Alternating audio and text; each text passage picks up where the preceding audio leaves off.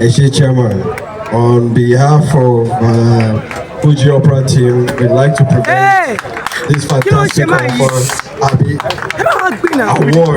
to our daddy, K1 the Ultimate, for the support and promoting this genre. Eshe Daddy, I appreciate you, Gosa. Yes, sir, yes, sir.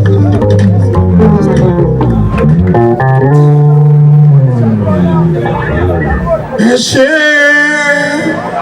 adúpẹ́ o, Fuji Opera, you na do well, we thank you. Ẹ ṣé adúpẹ́ o, you na do well, we thank you. Ọmọ Táyọ̀ mú gbogbo àdó tì í tó sì àtàdúrà yìí fún wa. SK Sensation lórúkọ gbogbo ẹgbẹ́ oní Fuji, oríire yìí ọmọ gbọ́lá hàn tí gbogbo wa dé Fuji Opera ó sún síwájú. àfi lọ́ra London ló dà, àfi lọ́ra London ló dà, àfi lọ́ra London ló dà, àfi lọ́ra London ló dà. Ojo.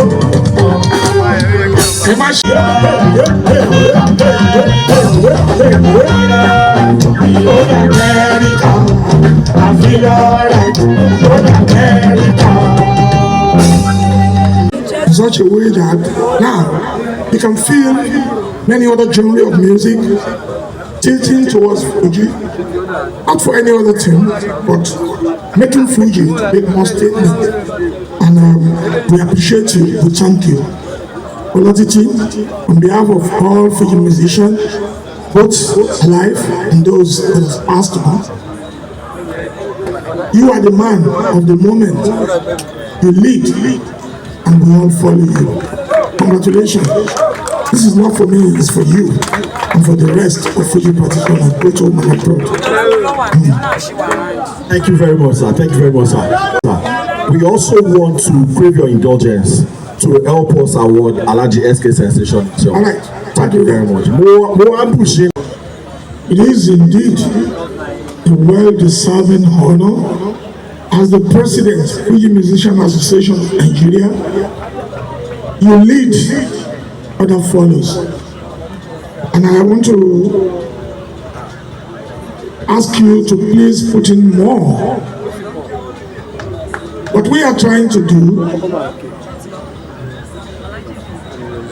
to every foundation, there is a serious driving force. That is what you are. Do not relent on that. This festival goes international. Right from Nigeria, it goes to London. From London, simultaneously, it happens in America. That means you are eating the world. You're taking Fuji to knock very many doors.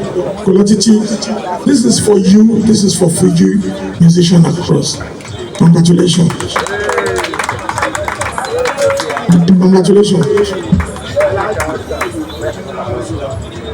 Orí ẹ ló ṣe kálẹ̀ wá o, Ọlọ́run ló fàdùn sí Fuji mi o.